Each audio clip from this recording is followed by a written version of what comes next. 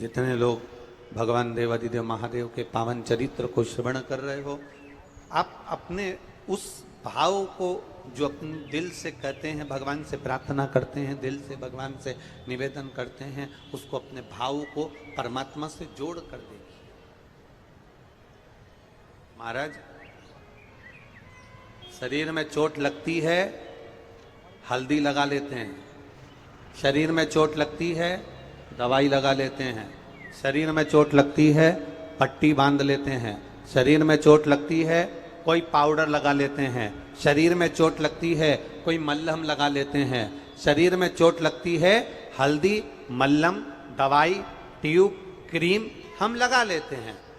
ये शरीर की चोट को मल्हम, पट्टी, ट्यूब, हल्दी ठीक कर सकता है, पर जब मन में चोट लगती है तो ना मल्हम काम करती है, ना ट्यूब काम करता है, ना हल्दी काम करती है। मन पर जब चोट लगती है तो केवल एक शिव महापुराण की कथा काम करती है। ये मन की चोट पर केवल शिव कथा लाग कर जाती है। मन की चोट पर केवल एक शंकर की कथा लाग कर जाती है, उसके सिवा शिव की कथा लाग नहीं कर पाती। ये मन की चोट पर लाग करने वाली है, मन की चोट को सुझाने वाली है। मन की चोट को जो शिव महापुराण की कथा जब आप श्रवण करेंगे, शिव महापुराण की कथा जब आप धारण करेंगे, तो ये मन की चोट पर एक मल्हम का काम करती है, मन की चोट पर एक मल्हम का कार्य कर देती है। शिव का भजन, शिव का स्मरण, शिव का कीर्तन, शिव का मंत्र जाप, शिव का नाम जाप, शंकर का गुणगान, ये भीतर लगे चोट को ठीक कर देता है। भीतर लगे चोट। और भजन बोल, केवल भगवान का भजन, उसके सिवा कुछ नहीं। तारकाक्ष, विदुमाली, कमलाक्ष की तीनों सामने खड़े हो गए। तीनों ने ब्रह्मा जी से वर मांगा, हमको ऐसा वर दे दीजिए, हमको ऐसा वर प्रदान कर दीजिए कि हम तीनों मरे तो एक साथ मरे। 3 पुरी का निर्माण कर दीजिए, हमको 3 पुरी बना दीजिए, 3 अलग अलग महल बनवा दिए, 3 अलग अलग नगर बसा दिए, वहां जाकर विराजमान हो गए, वहां जाकर रहे। अभी इतना उपद्रव इनने मचा दिया, इतना उपद्रव इनने मचा दिया, इतना उपद्रव मचा दिया कि देवता हैरान हो गए, देवता परेशान हो गए। जैसे तारकाक्ष, विदुमाली और कमलाक्ष की ये तीनों उपद्रव मचाते हैं तो देवता परेशान हो जाते हैं, उसी तरह हमारे पाप कर्म, हमारे पाप, हमारी तकलीफें, हमारे पूर्व के किए गए कर्म इतना उपद्रव मचाते हैं कि हम हैरान हो जाते हैं, हम खुद परेशान हो जाते हैं। बेटों की नौकरी नहीं लग रही, घर का मकान नहीं हो रहा, बच्चों का विवाह नहीं हो रहा, कहीं गाड़ी लेने का प्लान करो तो थोड़े दिन तक प्लान होता है, फिर वही की वही हो जाता है। मकान का प्लान करो तो वही की वही हो जाता है। तो फिर ये आखिर हो क्यों नहीं रहा? कुछ ना कुछ नया सोचो, वही की वही धरे रह जाते। कारण क्या है? अर्थात जैसे तारकाक्ष, विदुमाली और कमलाक्ष की उपद्रव मचाते हैं, बहुत हैरान कर देते हैं, उसी तरह हमारे पूर्व का पाप, हमारे पूर्व का किया गया पाप कर्म, हमारे पूर्व का किया गया पाप हमारे सामने प्रकट होता है और बार बार उछलता है, तो हमको कष्ट प्रदान करता है। फिर करा क्या जाए?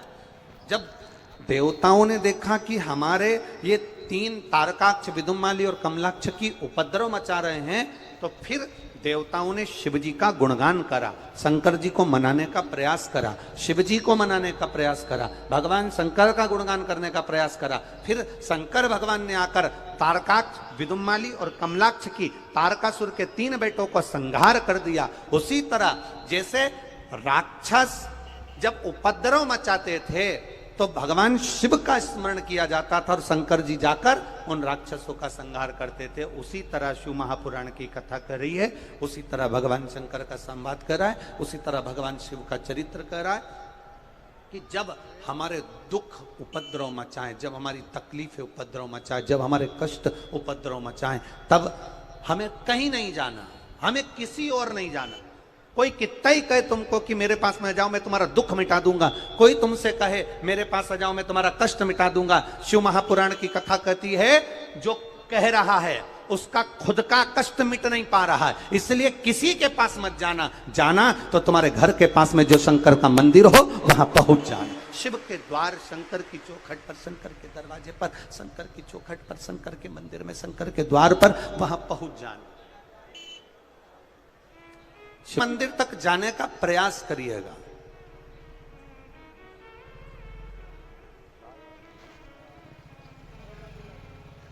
शिव कथा कर रही है,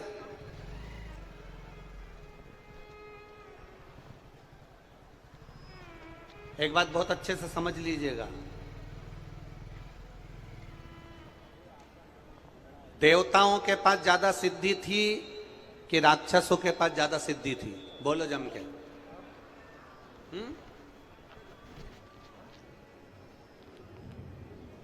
रावण के बंधन में पूरे ग्रह बंधे हुए थे। किसके बंधन में? बोलते जाओ, आज कथा का समापन दिवस है, बड़े प्रेम से बोलो। रावण के बंधन में पूरे ग्रह बंधे हैं, जितने ग्रह होते हैं वो रावण के यहां बंदी बनकर पड़े हुए हैं, वो रावण के यहां बंदी बनकर पड़े हुए। सारा सोना, अंबारियां, सत्ता, वैभव, सब कुछ रावण की है, सब कुछ रावण की। हिरण्यकशिपु, हिरण्याक्ष, रावण, कंस, ये जितने जितने असुरों को आप निकालोगे, जितने जितने राक्षसों को आप निकालोगे, जितने जितने दानवों को आप निकालोगे, जितने जितने असुरों को आप निकालोगे, इनको आप निकाल कर देखना, इनके चरित्र को निकाल कर देखना कि देवताओं से ज्यादा सिद्धि असुरों के पास है, देवताओं से ज्यादा सिद्धि राक्षसों के पास थी। मेरे राम जी के पास में भी बाण थे और रावण के पास भी बाण थे। देवताओं से ज्यादा सिद्धि रावण ने अपने पास में रख रखी थी, देवताओं से ज्यादा सिद्धि असुरों ने अपने पास में रख रखी थी, राक्षसों ने अपने पास में रख रखी थी। और शिव महापुराण की कथा कहती है राक्षस की सिद्धि और देवता की सिद्धि बहुत जमीन और आसमान का अंतर है। देवता की सिद्धि भले थोड़ी सी हो पर वो जीवन भर चलती है, और राक्षसों की सिद्धि थोड़े समय में समाप्त हो जाती है। जीवन में उतारिएगा। पहले भी कथा में आज फिर कर रहे हैं, पहले भी कथाओं में वर्णन किया, आज फिर वर्णन कर रहे हैं कि क्रीम की जो चमक होती है ये थोड़े समय की होती है। आप चेहरे पर लगा लोगे, थोड़े समय आप सुंदर दिखोगे, थोड़े समय आपके ऊपर चमक रहेगी, थोड़े समय आप चमकते रहोगे।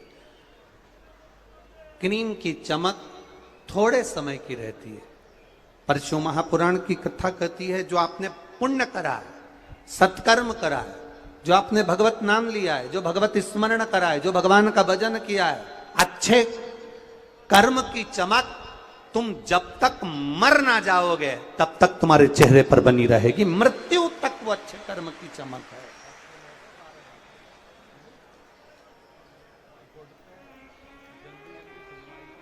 क्रीम की शोभा थोड़े दिन की होगी, क्रीम की शोभा थोड़े समय की होगी, पर अच्छे कर्म की चमक, भगवत भजन की, कीर्तन की, नाम जाप की, नाम स्मरण की, पूजन की, आराधना की, पाठ की, ये अच्छे कर्म की जो चमक होती है ये बहुत लंबे समय तक चलती है। आपने जो अच्छा कर्म करा है ये बहुत लंबे समय तक चलेगा।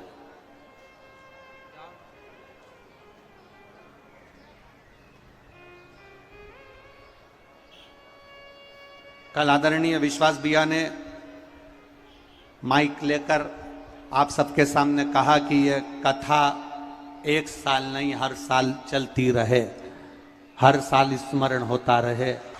और यह केवल उनके लिए नहीं, आप सबके लिए है, ये उनके मन का भाव। जो उन्होंने प्रकट करा कि यह कथा निरंतर चले, हर वर्ष चले और चलती रहे, आनंद लोग लेते रहें, भगवत भजन में डूबे रहें, स्मरण में डूबे रहें, मंत्र जाप करते रहें, नाम जाप करते रहें, नाम स्मरण करते रहें।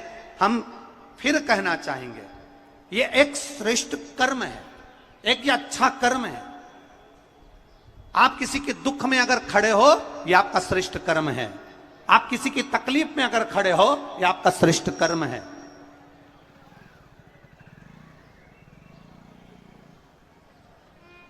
आप किसी के भजन में खड़े हो, तकलीफ में खड़े हो, दुख में खड़े हो, यह आपका श्रेष्ठ कर्म है। और यह आपका श्रेष्ठ कर्म थोड़े समय का नहीं रहेगा। आप अगर अच्छे कर्म को करते चल रहे हो तो यह निश्चित है ये जीवन पर्यांत चलता रहेगा। आपका करा अच्छा कर्म कभी समाप्त नहीं हो, वो रहता है।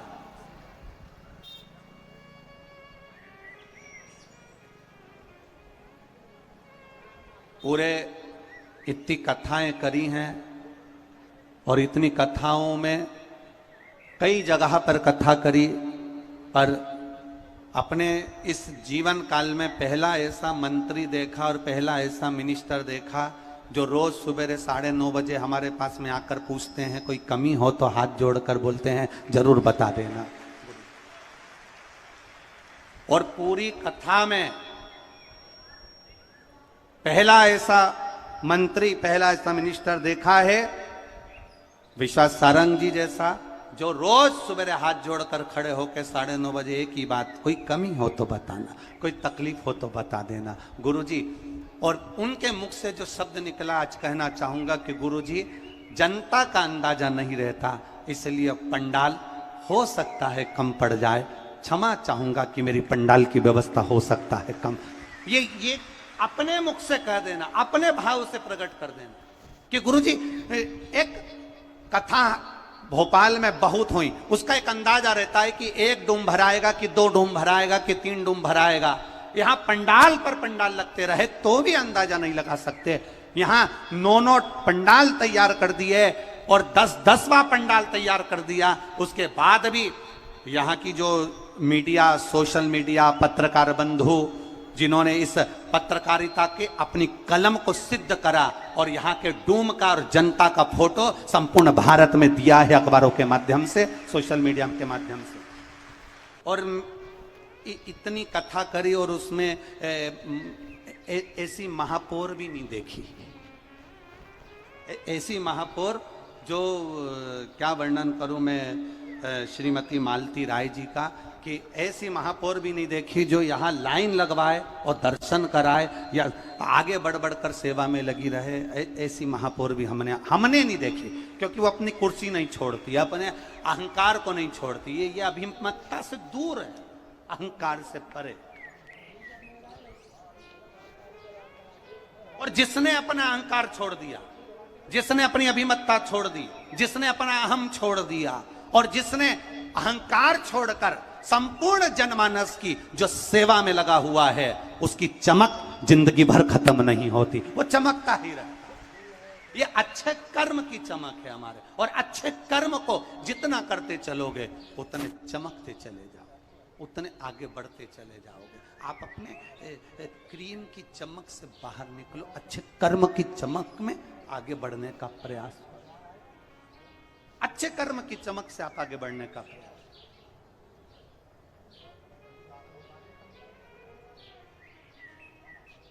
जाओ मेरे शिव। एक बात आज आपसे कहना चाहेंगे भोपाल की इस पावन धरा पर, मेरी माताएं, मेरी जीजियों और मेरे जीजाओं, आप सबसे निवेदन है अपने भीतर उतार कर रखना। कई बार आपके मन में आ जाता है कि मेरी पड़ोसन का 4 मंजिल का बिल्डिंग बन गई, कई बार आपके मन में आ जाता है मेरी पड़ोसन के दोनों बेटों की सरकारी नौकरी लग गई, कई बार आपके मन में आ जाता है मेरे पड़ोस के यहाँ 4 व्हीलर गाड़ी आ गई, कई बार आपके मन में आ जाता है मेरा रिश्तेदार में वो बहुत उन्नति की सीढ़ी पर चढ़ गया, मेरे रिश्तेदार का लड़का वो डॉक्टर बन गया, मेरा परिचित वो इंजीनियर बन गया, और मेरे बच्चे कुछ नहीं कर पा रहे, या मैं आगे नहीं बढ़ पा रहा, मैं वहीं की वहीं पर हूं, मैं आगे नहीं बढ़ रहा, मेहनत कर रहा हूं, सब कुछ कर रहा हूं, मैंने गाड़ी भी ली, ठप हो गया, नौकरी करा काम बिगड़ गया, मैंने ये करा मेरे साथ ये तकलीफ आ गई, राजनीति क्षेत्र में भी आगे बढ़ा वहीं आकर खड़ा हूं। ये आपके मन में कई बार प्रश्न खड़े होते हैं, कई बार आपके मन में ये प्रश्न आ जाता है, उसका मकान बन गया मेरा रह गया, उसके साथ में ऐसा हो गया मेरा रह गया। आपसे निवेदन है आप कभी ईर्ष्या मत करना, जितनी मन में ईर्ष्या है उतना एक लोटा जल लेकर शंकर भगवान पर एक चावल के दाने के साथ चढ़ाना प्रारंभ करना, आप भी उसकी बराबरी पर पहुंचोगे, ये निश्चितता है। आप भी चावल का एक दाना लेकर, आप भी एक बेलपत्र लेकर, अगर बेलपत्र नहीं है तो शंकर भगवान की बेलपत्र उठाकर शिव पर चढ़ाना प्रारंभ करना। इस बेलपत्र को चढ़ाने के तरीके बहुत हैं, अलग अलग तरीके से बेलपत्र चढ़ाई जाती है, बहुत ध्यान देना। जब आपको कई बार पुरानी कथाएं निकाल कर यूट्यूब पर श्रवण करना, पुरानी कथाओं को निकालना और यूट्यूब पर श्रवण करिए, पुरानी कथाओं को निकालिए और उसको सुनना प्रारंभ करना। उसमें आपको बेलपत्र चढ़ाने के तरीके बताए गए हैं कि अगर हमारे यहाँ सबके बच्चों की नौकरी लग रही है और मेरा बच्चा तैयारी कर रहा है और उसकी नौकरी नहीं लग रही, तो उसका भी तरीका है कि बेलपत्र की डंडी किस ओर होना चाहिए।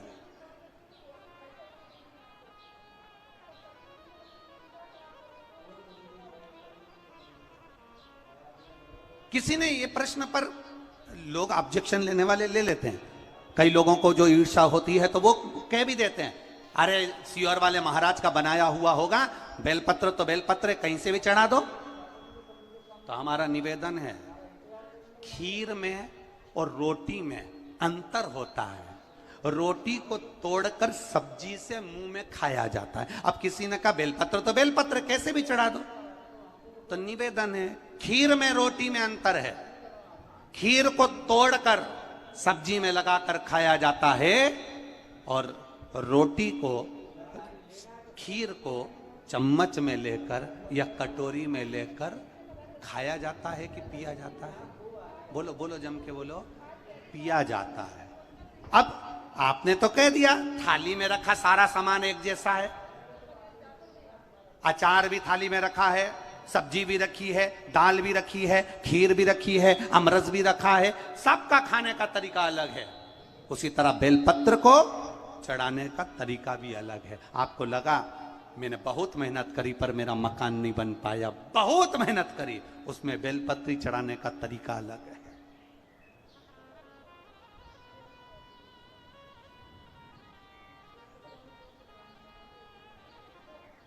एक बेलपत्र में वो सुख जुड़ा हुआ है, एक बेलपत्र में वो आनंद जुड़ा हुआ है जो हमारे जीवन का सारा सुख प्रदान कर देता है, सब कुछ दे देता है। एक पत्र आया है देखिए,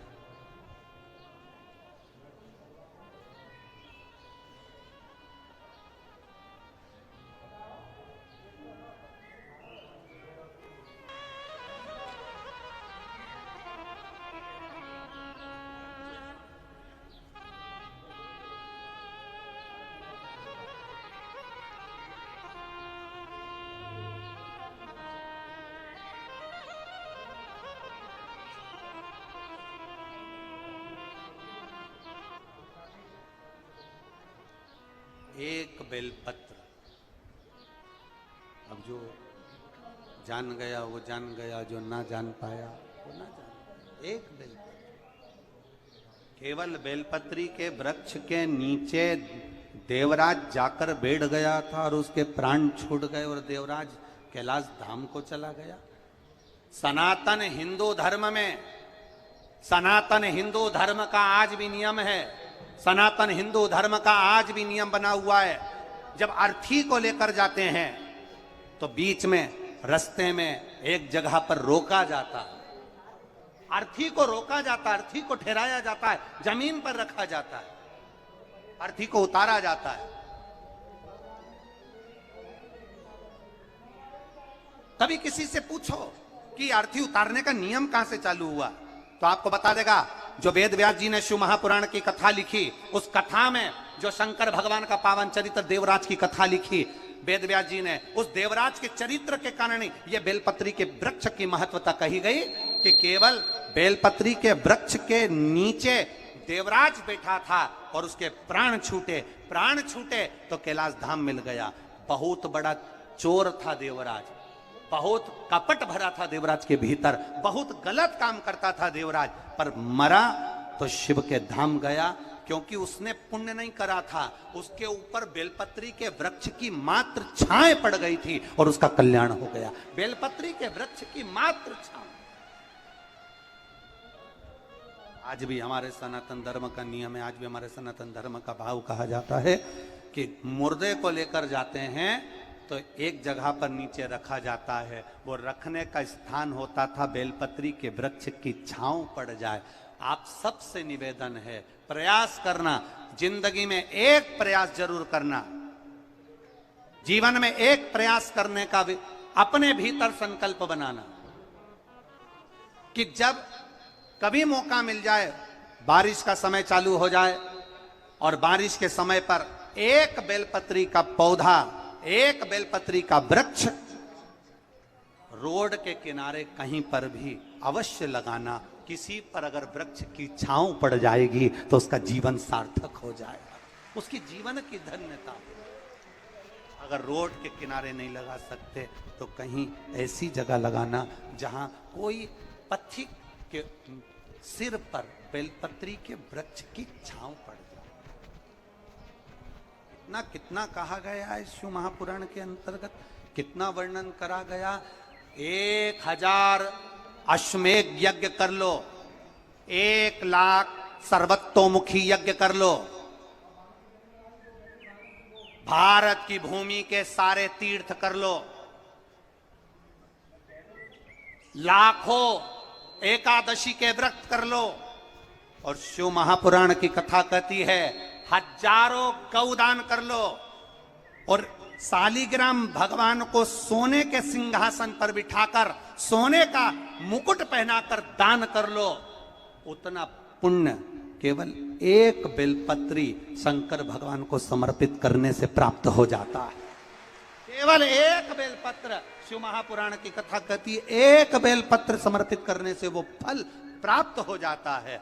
पर बेलपत्री भी कभी कौन से वृक्ष से तोड़ना चाहिए, कैसे वृक्ष की बेलपत्र होना चाहिए। कई लोग जरा जरा सा बेलपत्री का वृक्ष होता है, उस बेलपत्री के वृक्ष की बेलपत्र तोड़ लेते हैं, उस बेलपत्री के वृक्ष की बेलपत्र तोड़कर शंकर भगवान को समर्पित कर देते हैं। ना ना, बेलपत्री का वृक्ष कैसा होना चाहिए, जिस बेलपत्री के वृक्ष की छांव हम पर पड़ रही हो, जो हमारे मस्तक से नहीं, हमारे दोनों हाथ खड़े होने के बाद हम ऊंचा करें और उस पर भी उस बेलपत्री की पत्तियां स्पर्श ना कर पाए, हमारे हाथ पर भी बेलपत्री के वृक्ष की छांव हो, ऐसे बेलपत्री के वृक्ष की पत्ती तोड़कर शिव को चढ़ाई जाती है। ये नहीं कि छोटा सा बेलपत्री का पौधा तुम्हारे घर में लगाए, गमले में लगाए, उसी की पत्ती तोड़कर भगवान को चढ़ाते जाओ, तो ये हम पुण्य नहीं कर रहे, ये हम पाप कर रहे हैं। हमारे ऊपर बेलपत्री की छांव हो और उसकी पत्तियां ली जाए, तब तोड़कर भगवान शिव को समर्पित करी जाए, तब वो पुण्य प्रावधान करते हैं। जरा जरा से पौधों की पत्तियां हमको पुण्यता नहीं देगी, जरा जरा से पत्ते की पत्तियां हमको पुण्यता प्रदान नहीं करेगी। पुण्यता तब देगी जब वो वृक्ष बड़ा हो जाएगा।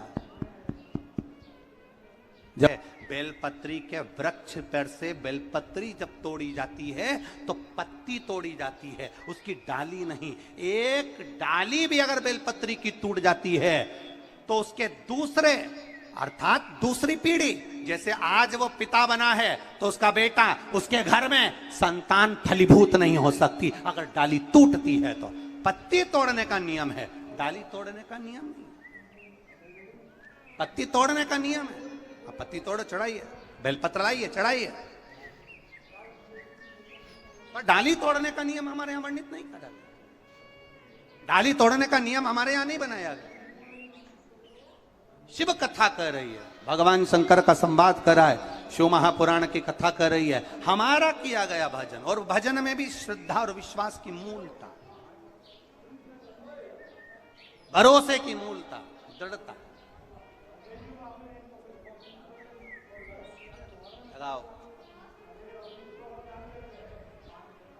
जब कभी लगे आपके जीवन में कि मेरे कष्ट का जीवन चल रहा है, कष्ट का, एक बेलपत्र अशोक सुंदरी वाली जगह पर इस डंडी का मुख शिवलिंग की ओर हो।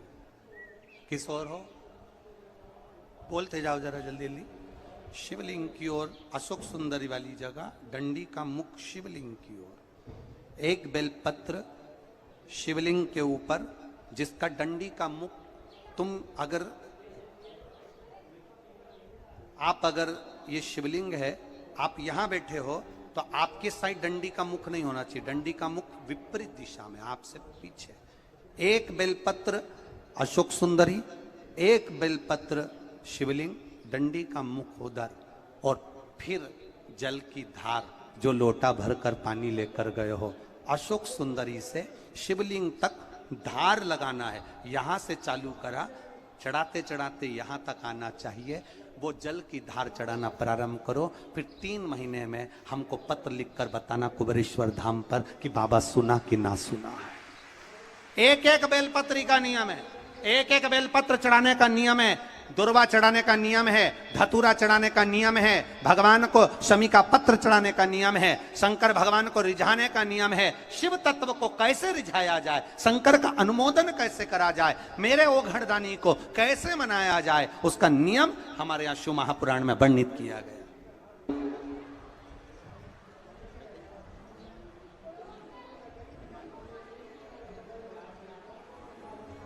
भगवान शिव ओघड़दानी, त्रिकालदर्शी, कैलाशी, अविनाशी।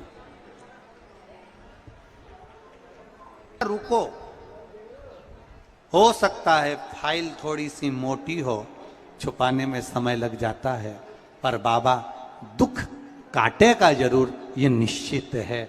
आप उसके शरणागति में गए हो तो खाली नहीं जाओ, आप उसके चरणों में पहुंचे हो तो खाली नहीं जाओ।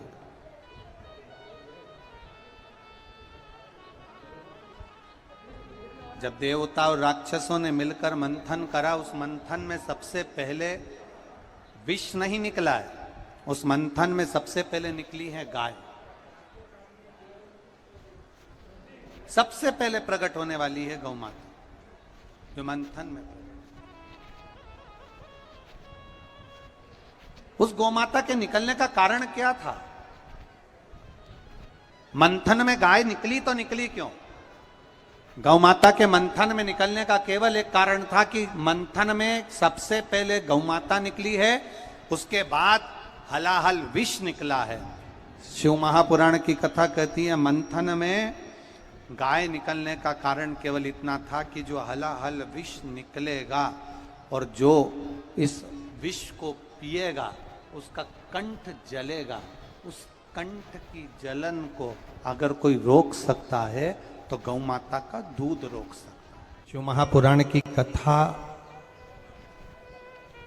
वर्णन करती है कि आप भगवान का अगर कोई व्रत, कोई साधना, कोई नियम ले रहे हो, माना आपने कोई व्रत करा, कोई साधना करी, पर घर के लोगों को वो ज्ञात होना चाहिए कि ये मंदिर तक जा रही है, ये पशुपति व्रत कर रही है, आराधना कर रही है। आज माता पार्वती जी ने शिव जी के सम्मुख में ये बात कह दी कि मैं एकांत में जाकर भगवान का तप करना चाहती हूं और एकांत में बैठकर तप करना चाहती हूं और उस तप का जो पुण्य है वो आपको देना चाहती हूं। शंकर भगवान ने तुरंत माता पार्वती जी से कहा, सुनो जगत जननी, सुनो जगदम्बा, सुनो पार्वती, आप तप करो, मना नहीं है, आप साधना करो, मना नहीं है, आप आराधना करो, मना नहीं है, और आप सोचो कि आपकी करी गई तप साधना का पुण्य आप मुझे दे दो, तो भगवान तुरंत कहते हैं पार्वती जी मुझे आपके तप साधना का पुण्य नहीं चाहिए, आप अपना पुण्य अपने पास में रखो, हमें आपका पुण्य नहीं चाहिए। अभी तक जितनी शिव महापुराण की कथा हुई, उस कथा में आज तक ये बात नहीं निकली जो आज आप लोगों के बीच में इस भोपाल नरेला विधानसभा में जो कथा चल रही है, इसमें ये कहना चाह रहे हैं। बड़ा ध्यान लगाकर सुनना। आप अगर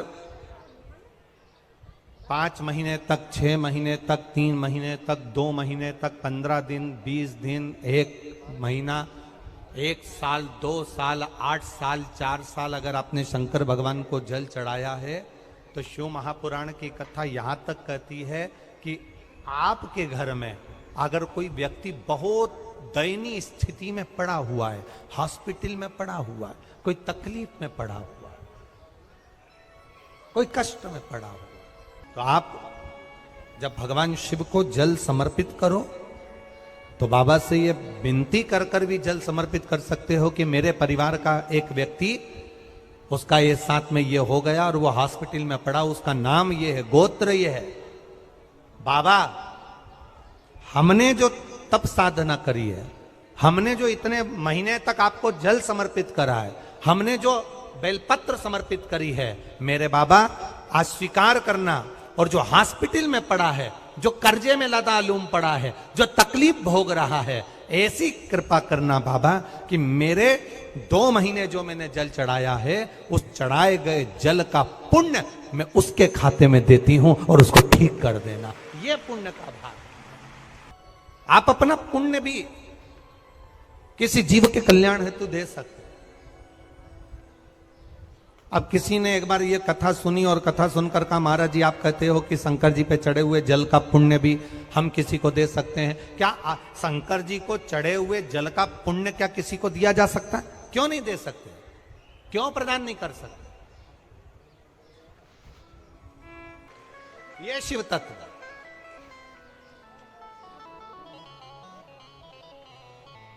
एक पुण्यता अपने भीतर एक विचार स्थिर करिएगा। बड़े बड़े सावधानी की कथा है। आप लोग सोचो कि यह कथा यहां से सुनी, यहां से निकाल दी, बच्ची कुची थी, कपड़े में झटकार दी। यहाँ कथा अगर सुनने के लिए आए हो तो थोड़ा दिल लगाकर सुनना, मन लगाकर सुनना।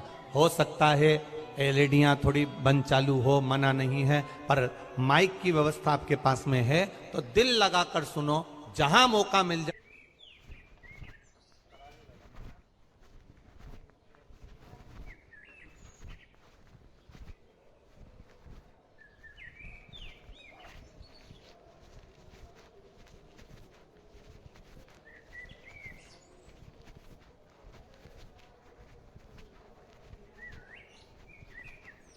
वहां बैठकर अपना चित्त लगाकर सुनना, क्योंकि 3 घंटे में से केवल 2.5 घंटा आपको प्राप्त होता है।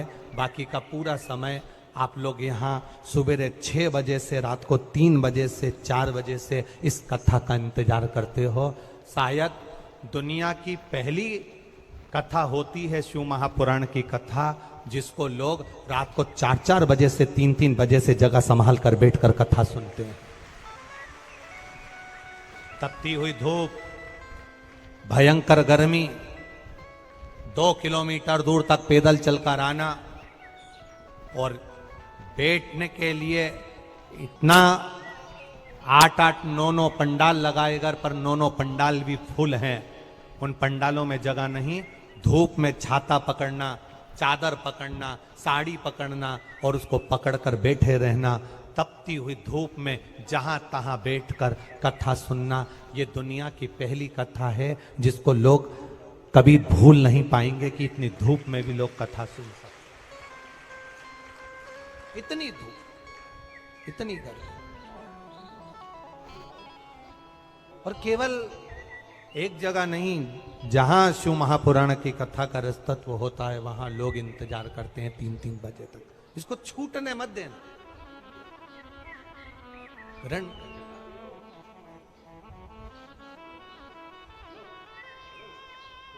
शादी में गए हो, 500 का लिफाफा दिया है तो भोजन कर कर जरूर जाना। और कथा में धूप में चलकर आए हो तो भले आधे घंटे की सुनना, पर कथा में दिल लगाकर जरूर जाना।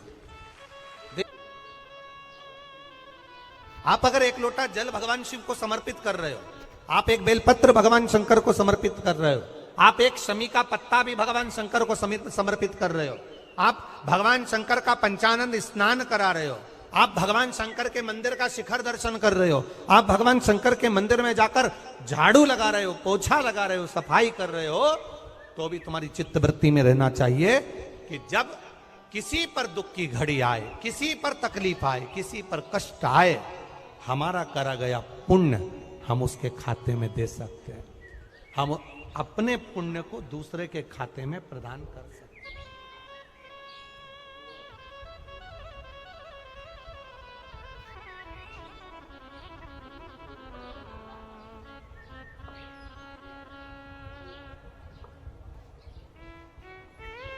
बेलपत्र जरा ध्यान देना हो, ये बेलपत्र जो होता है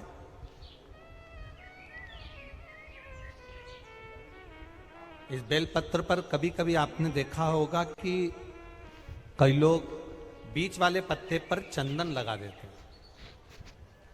ये जो बीच का पत्ता होता है इस पर लोग चंदन लगा देते हैं। शिव महापुराण की कथा कहती है अगर भूलवश भी अनायास आपके पास बेलपत्र भी नहीं है, शिव जी का चढ़ा हुआ बेलपत्र भी अगर आपने उठा लिया और उठाकर उस बीच वाले पत्ते पर एक चावल का दाना रखकर भी आप भगवान भोलेनाथ को समर्पित कर रहे हो, तो ये समझ लेना कि तुमने महीना, 2 महीना, 4 महीना, 6 महीना, 8 महीने में, हम तो हमेशा कहते आए हैं, आज फिर कर रहे हैं, 1 महीना पूरा हो जाए जल चढ़ाते, 2 महीना पूरा हो जाए जल चढ़ाते, 3 महीना पूरा हो जाए, 4 महीने पूरे हो गए, 6 महीने पूरे हो गए, या आपका साल भर पूरा हो गया, प्रयास करा करो एक बीच वाले पत्ते पर एक चावल का दाना रखकर शिव जी को समर्पित करना। क्यों? जो तुमने पूर्व में जल चढ़ाया है वो चावल का दाना अक्षय, उसको अक्षत माना जाता है, अक्षय माना जाता है। मतलब तुमने अभी तक जो जल समर्पित करा है वो कभी समाप्त तो नहीं हो सकता, उसका पुण्य तुम्हारे खाते में चले गया, अब तुम उसको किसी को भी प्रदान कर सकते।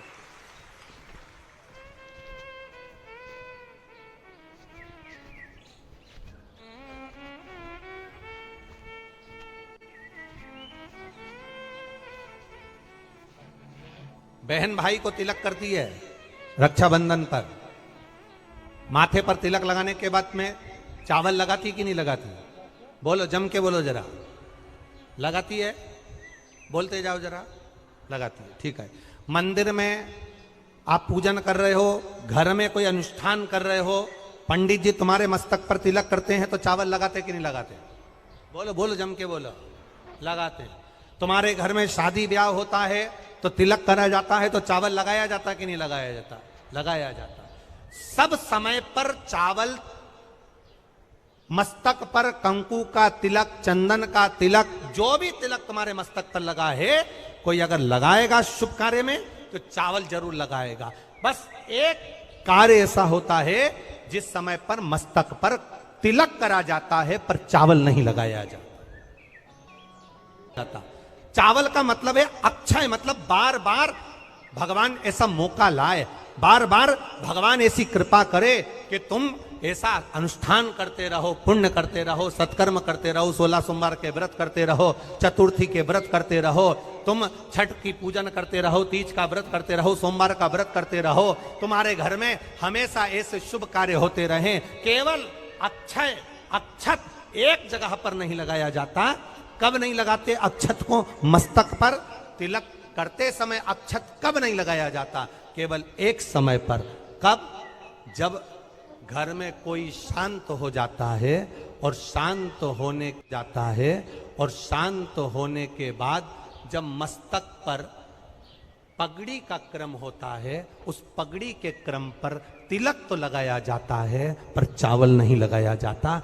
भगवान से प्रार्थना करते हैं ये बार बार मौका मत देना, जो हो गया उसको क्षमा, ऐसा मौका बार बार ना दीजिएगा। हाँ, पगड़ी पर से उठ गए, अच्छा काम करने के लिए मंदिर जा रहे हो, स्थान छोड़ने के बाद अब तिलक लगाओ और उसमें चावल ढेर सारा लगाओ, कोई मना नहीं। पर अक्षय, उस अक्षत की महत्वता को समझना कि उसको बारंबार प्राप्ति ना हो, ऐसे कार्य की प्राप्ति ना हो, अच्छे कार्य की प्राप्ति,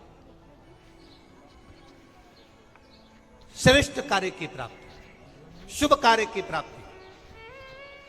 अगर मौका मिले तो एक बार भविष्य पुराण, और एक बार मौका मिले तो कुर्म पुराण, और एक बार मौका मिल जाए तो नंदी पुराण, ये 3 पुराणों का स्मरण करना, इसमें आपको अक्षत की महत्वता प्राप्त हो।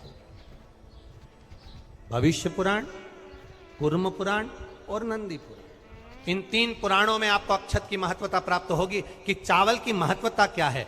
एक चावल का दाना जब अशोक सुंदरी वाली जगह पर चढ़ाया जाता है, एक चावल का दाना अशोक सुंदरी वाली जगह पर चढ़ाया जाता है। हम माताओं से हमेशा कहते हुए आए हैं, आज फिर निवेदन करेंगे, जिस माता के गर्भाशय में गांठ हो गई हो, एक अक्षत, एक चावल का दाना, गर्भाशय में गांठ हो गई, डॉक्टर को दिखाया, गर्भाशय में बच्चा दानी के अंतर्गत गांठ पड़ गई, गर्भाशय में गांठ पड़ गई, बड़ी तकलीफ की जिंदगी जी रही है, डॉक्टर कह रहे हैं ऑपरेशन करवाओ, डॉक्टर कह रहे हैं ऑपरेशन करवाना पड़ेगा। एक बार मेरे भोलेनाथ पर जल चढ़ाना प्रारंभ करो, एक चावल का दाना अशोक सुंदरी की, अशोक सुंदरी की जगह मालूम है ना सबको? अरे बोलो, अशोक सुंदरी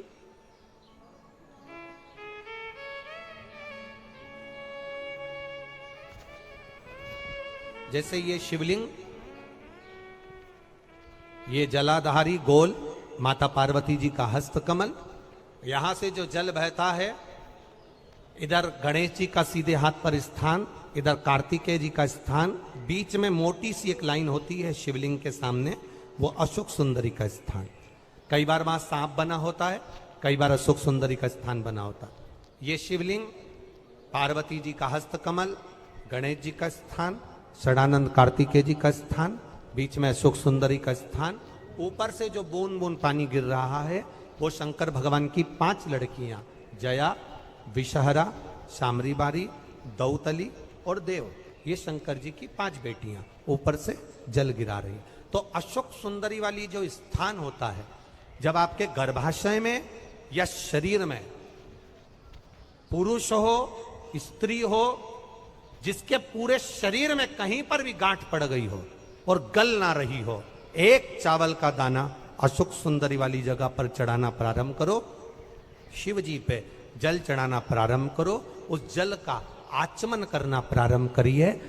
आप 3 महीना, 4 महीना, 5 महीना करते रहो, उसके बाद जांच जरूर करवाना हॉस्पिटल में जाकर कि गांठ गली कि ना गली। पर विश्वास रखो, भरोसो दृढ़ इन चरणन कैरो, श्री वल्लभ नक चंद्र छटाबिन सब जग माही अंधेरो। भरोसा मूर्ण होना चाहिए, भरोसा मूल हो। हमारा अगर विश्वास नहीं है तो फिर भगवान भी नहीं है। मानो तो मैं गंगा मां हूं, ना मानो तो बहता पानी। आपका अगर भरोसा कहता है कि मैंने जल चढ़ाया और मेरा महादेव सुनेगा, आपने सोच लिया कि मेरा महादेव सुनेगा, तो महादेव सुनेगा। शिव की आराधना, शिव महापुराण की कथा कह रही है, गाय को प्रकट करने का कारण केवल इतना था कि जो विष पिया है उस विष के कारण कंठ में जलन ना, कंठ में जलन नहीं होना चाहिए विष के। शिव तत्व की धारणा, शंकर भगवान का गुणगान, शिव की स्तुति, शिव तत्व को आनंदता दे। आगे वर्णन किया, शिव महापुराण की कथा कहती है, बहुत ध्यान देना महाराज, घड़ी अपने हाथ में होती है पर घड़ी का समय अपने हाथ में नहीं होता। घड़ी तुम भले 50,000 की पहन लो, 1 लाख की पहन लो, हीरे की पहन लो, चाहे पट्टे की पहन लो, चाहे चेन की पहन लो, घड़ी अपने हाथ में रहेगी पर घड़ी का जो समय है वो अपने हाथ में नहीं रहेगा। समय आपका कैसा लाना है ये मेरे महादेव के हाथ में होगा।